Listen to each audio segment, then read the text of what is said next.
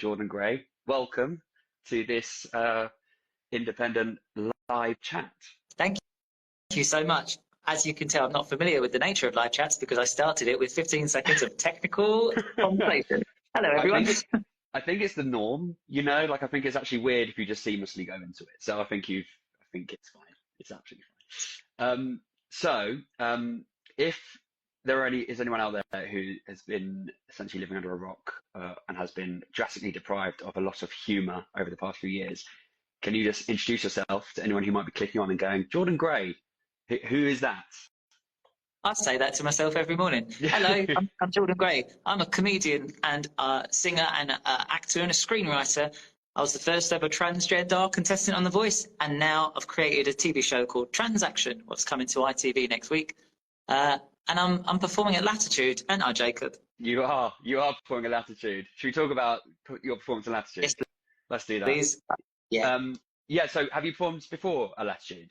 I performed twice at Latitude before, last couple of years, I believe. First year, performed at the Outpost, which is that acoustic tent.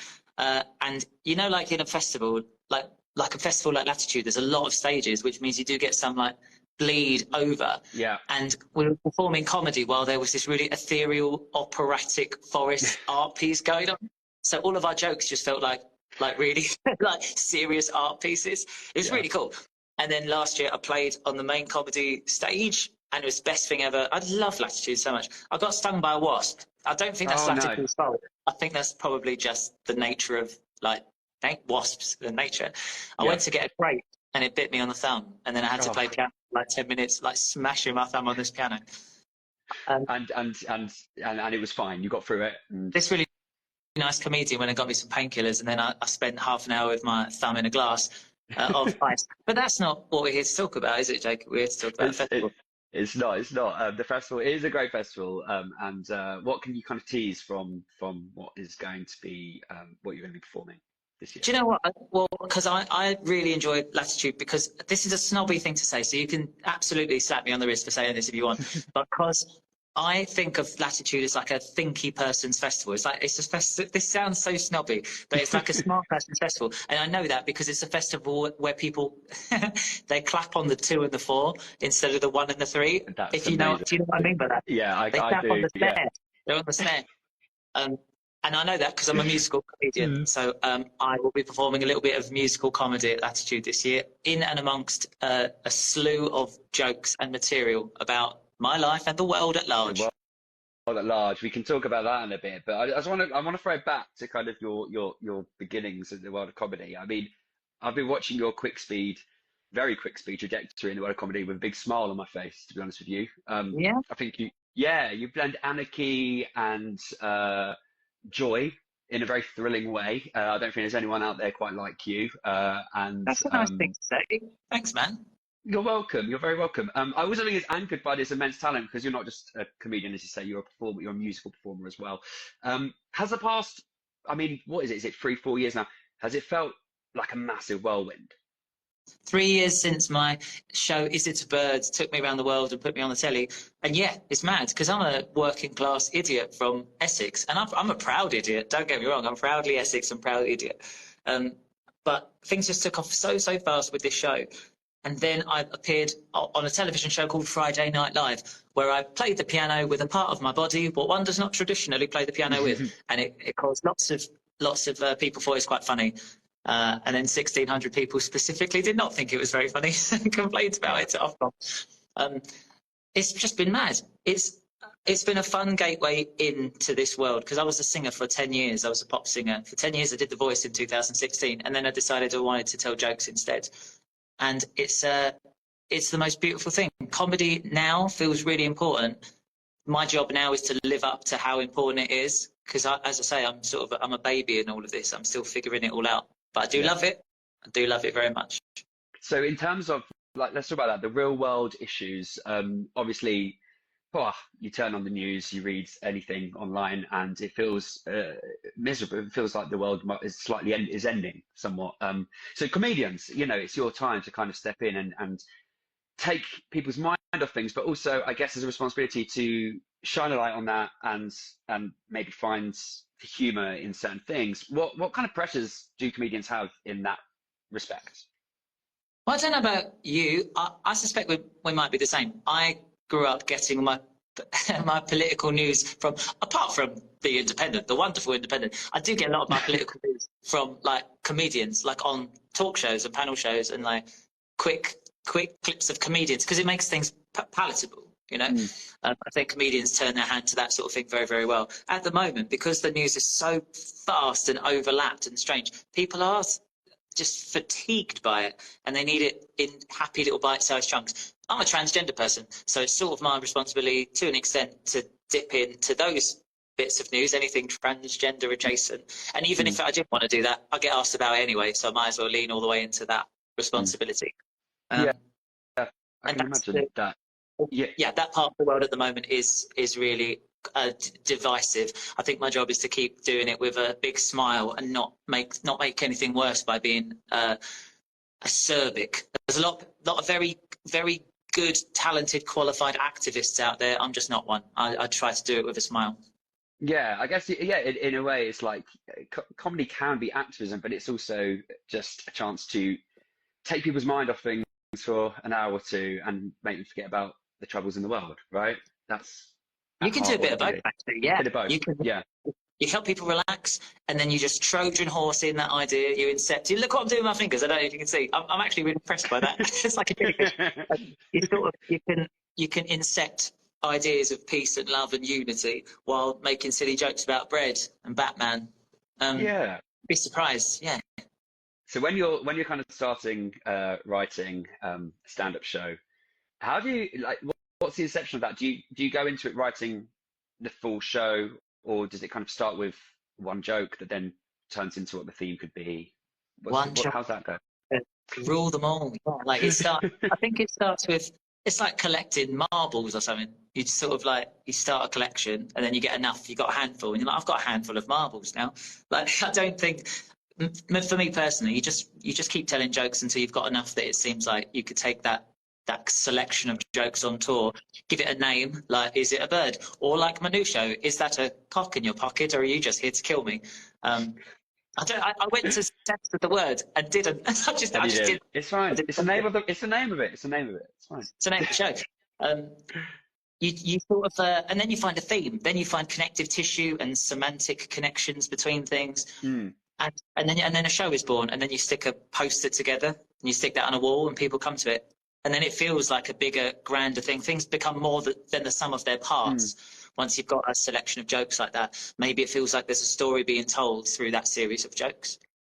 And when you write the show, you put the poster out there, and then you go to somewhere like Edinburgh, and then you sell out venues. So much so that you're put into a bigger venue, which you then proceed to sell out. Is that kind of like, that's something you can't predict, right? That catches like wildfire. It's so sweet, because I didn't realize you were talking about me until about halfway through. I thought we were talking about the general sense, and I was like, oh, I did that, didn't I? I did that. You did that. I did. Yeah, I started off in a box. It was called The Box, and it was a shipping container, held about 70 people, maybe. I think about 75 people. And then it sold out on day 3 because we got a really lovely review. And then it just sort of snowballed. The Independent very, very sweetly reviewed it twice. Like, what? Did we? I got 10 stars out of the Independent. I didn't think that was possible, but they reviewed it twice. I don't think that's ever been done. Yeah. I don't know if it was an oversight, but I'll take it. It was good. And then hundreds and hundreds and hundreds and thousands of people. And then you pop it onto TV, pop little snippets of it onto TV, and it sort of takes on a life of its own. I could do it now in my sleep with my eyes closed, and that feels like such a gift, because it's not mine anymore. It's like it belongs to everyone that's ever seen it. That feels really, really nice that show now like lives on. It's available to stream now on Channel 4. Anyone can watch it. I'm very, very proud of it. And it did take me around the world. And then I went to Melbourne and did it all over again. Amazing. In Melbourne, I got nominated out there. It's a dream. My life is a dream. Apart from my basic human rights being eroded away. But the rest of it, it's pretty cushy. Yeah. I mean, is it a bird? If people haven't seen it, I'm urging everyone to go and do that tonight, because it is marvelous. Obviously, that then comes with, I guess, an element. Maybe I'm completely wrong here, and you don't feel this, but it's called like the second album syndrome almost, where you're like, well, I've got to do this again now. And that was so vastly well received. Do you feel an element of stress, or do you just kind of put that away, like you say, hand it to the people, and then just focus on the future? Jacob, the relentless pressure I feel every second to make the second show anywhere near as good as the first one. It is proper stuff. So much so that I've woven that narrative into the show. I open with a song about how it is to follow the next show. That's I genius. think it's really funny. The only way I think to do it is to be very self-aware about it, and it's a difficult second album. And what do you do once I mean, spoiler, I'm nude at the end of my show. That has been covered vastly in the press, and if you didn't see it in the press, you saw it on TV.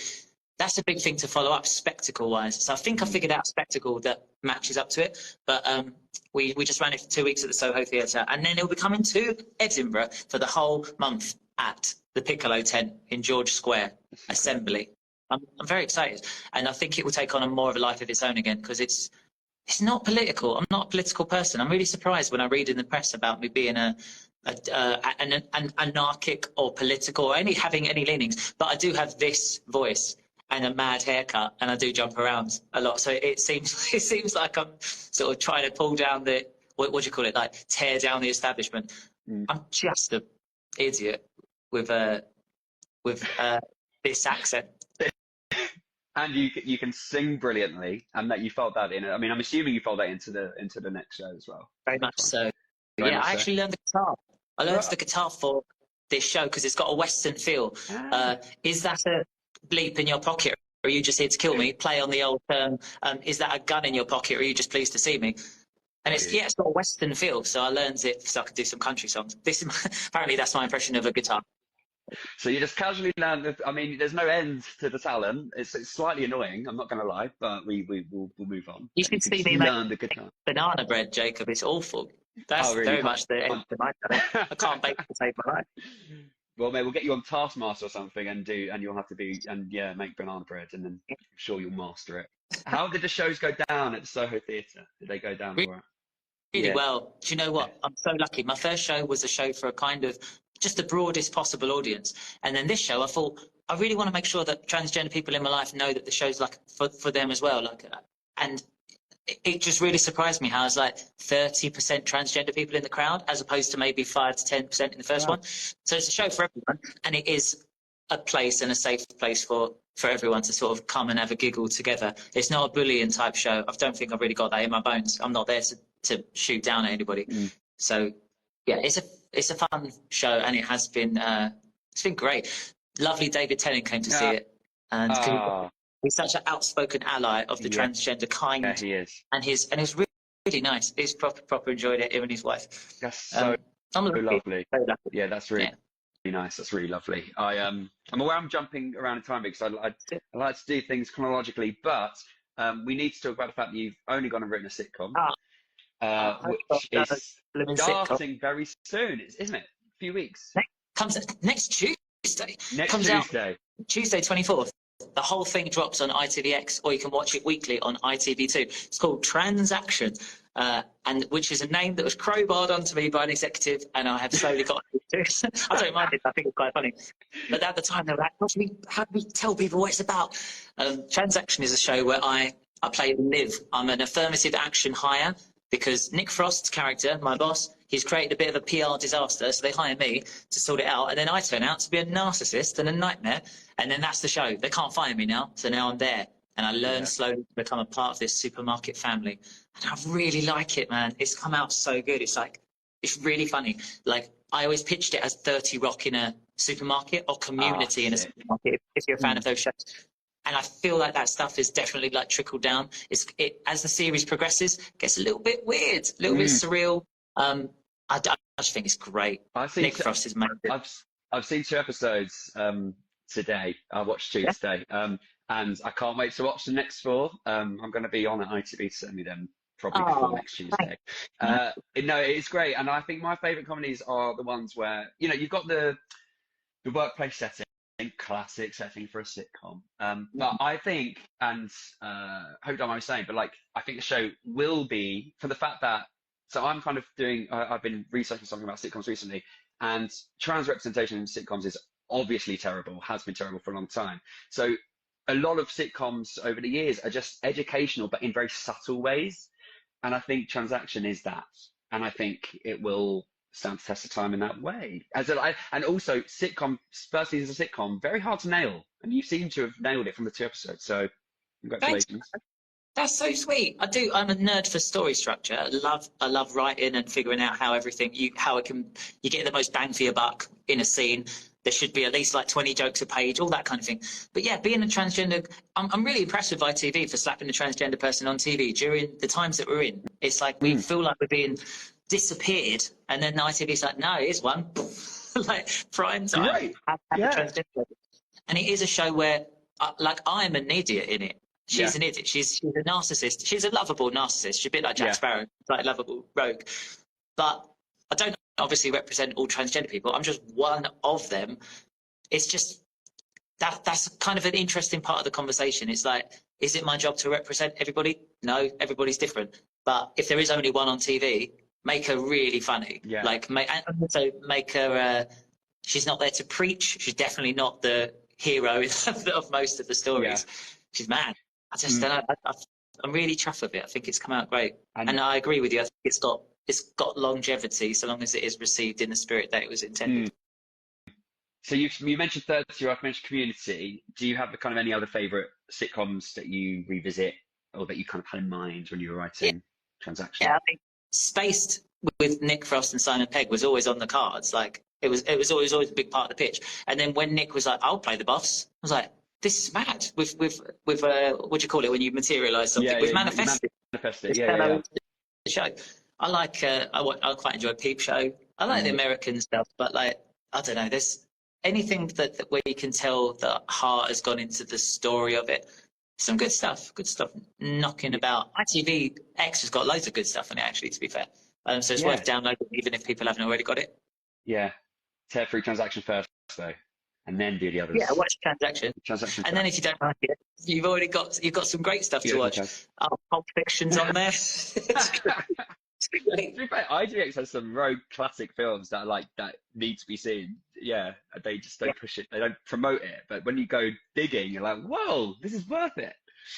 Talking about manifestation, the extent of my research was I went through some of your old Instagram posts and I found one that you put last year of you're holding a BAFTA TV Awards, and you wrote, "Def have a snap for the vision board, striving to be back next year with my own show."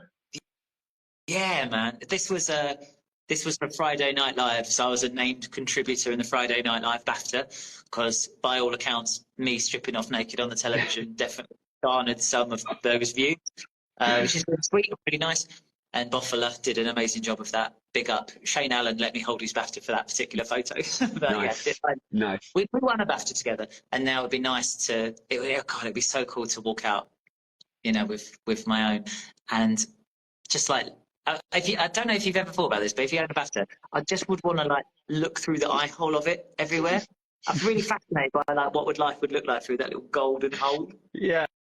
Just go to a shop, ask for something, they turn around, turn back, and you're just holding the BAFTA up, looking like a Bond villain. Like a Bond golden villain. Face.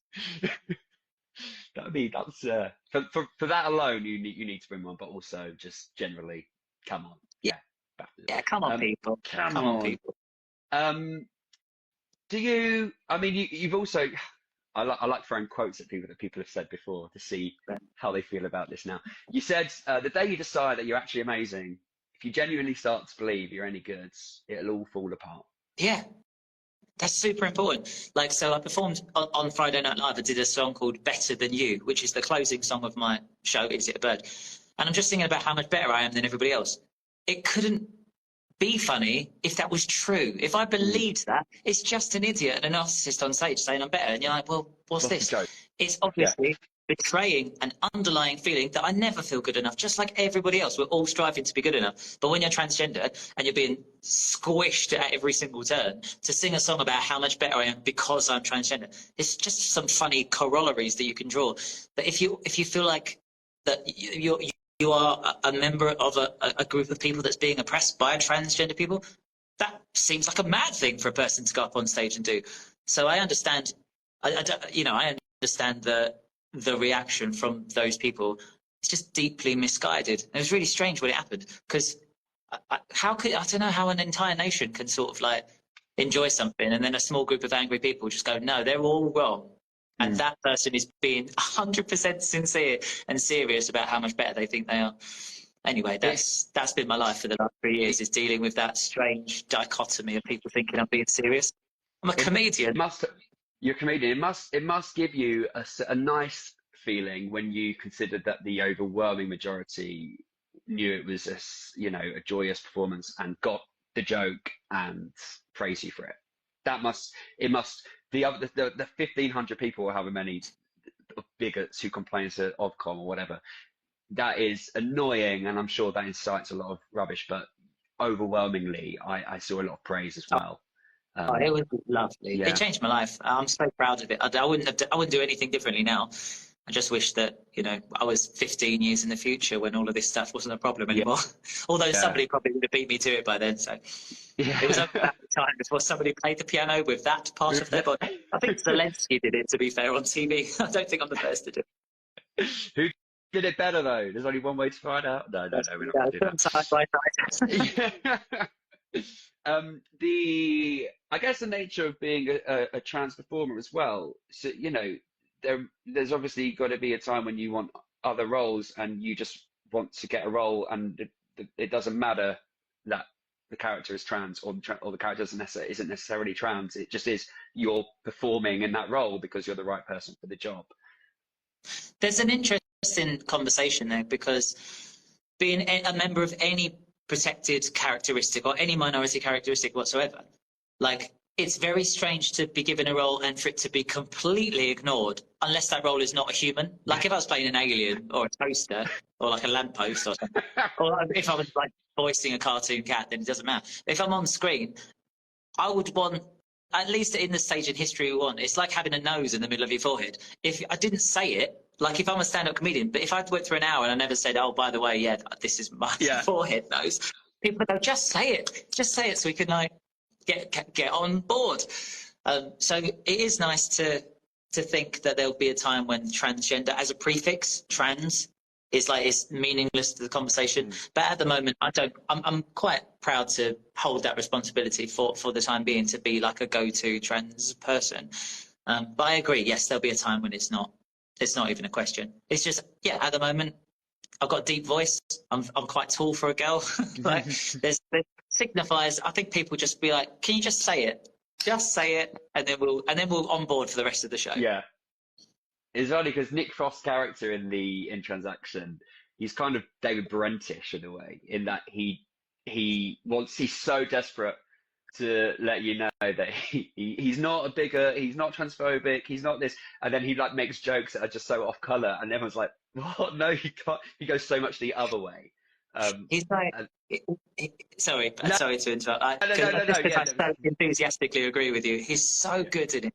He puts so much heart and soul into this thing, and he would keep coming up and asking me questions.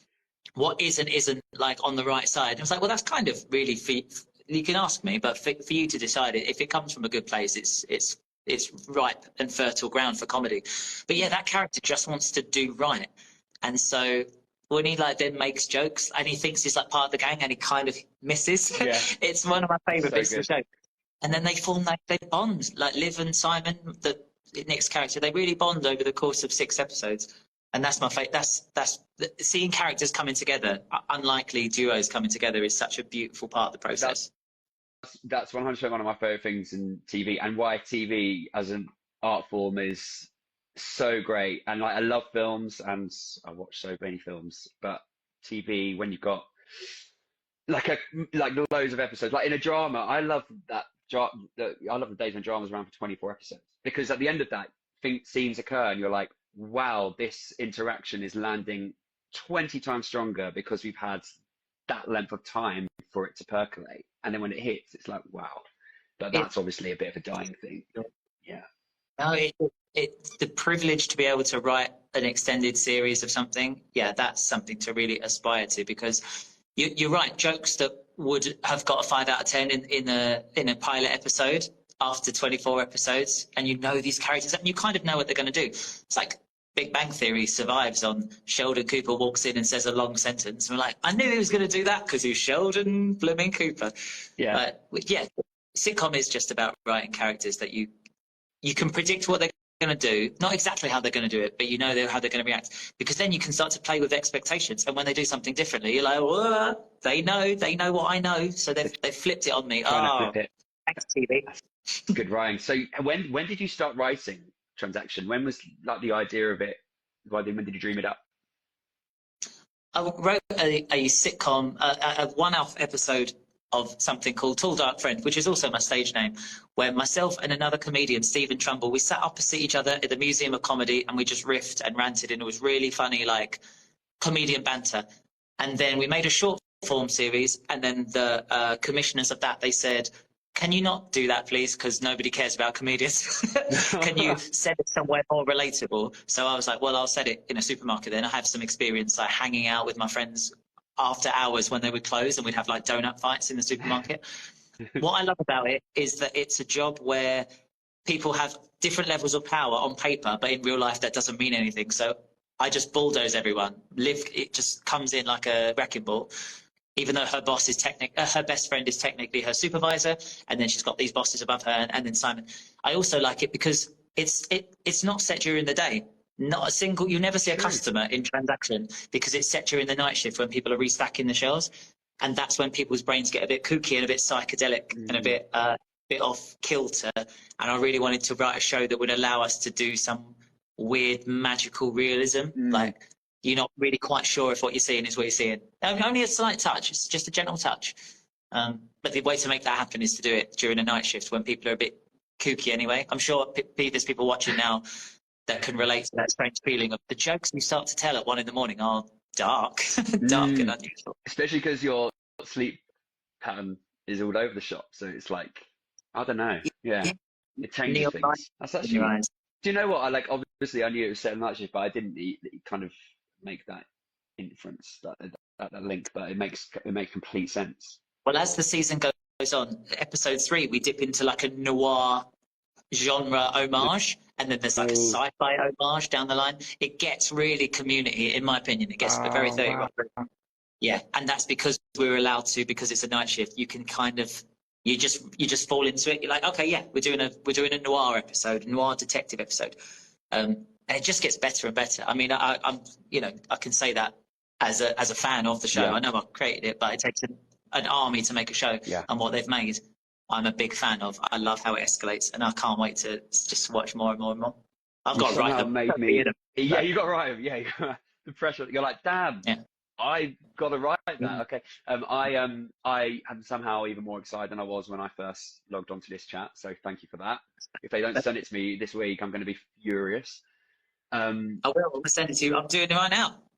There you go. So let's just circle back to Latitude, which is coming up. So anyone who's watching now, they're probably going to be even doubly excited to see you. But yeah, can they expect to see some kind of like pre-Edinburgh material in your set? Yeah, absolutely. Yeah. This is all new stuff from the new show, and it's me on the guitar. I'm not going to play it now. Come on. No, there we go. I've got a gig tonight, but like it's me on this little wooden friend of mine, and it's got a bit of a Western aesthetic, so I'll probably be knocking about in cowboy boots and a hat. So if you see me, come and say hello. I'll be on the stage, I reckon. I'll probably be on the actual stage. And I'm proud of it. It's funny. I'm happy with it. So I hope that Latitude enjoys my offering. It's just nice to be back among people that I admire. Yeah. There's some really cool people. It's really cool. Nice. And I hope you don't have any wasp-related injuries this time around. Yeah, I'm ready for it. Yeah, you're like, come on, bring on the bees this time. Yeah, I'll slide one in half. I'll take that back. What? Cruelty to bees? No, we can't let that fly. Love the bee. Wasps, though. Yeah, they're awful. Well, thank you so much for your time. I'm going to let you go now, but really lovely to chat to you, and congratulations with all of your successes. And I can't wait to watch the end of Transaction, and everyone out there needs to watch it. Thank you so much, Jacob. You're so kind. Latitude, I'm going to see you soon. Watch Transaction on ITVX and ITV2 from next Tuesday. You can watch the whole thing. It drops on ITVX on Tuesday, or you can watch it week on week. And oh yeah, and my special Is It a Bird is still available on Channel 4. Yeah, that's tonight's viewing material for everyone watching. There we go. Thank you, Jordan. Thank you so much. Bye-bye. Bye. Bye.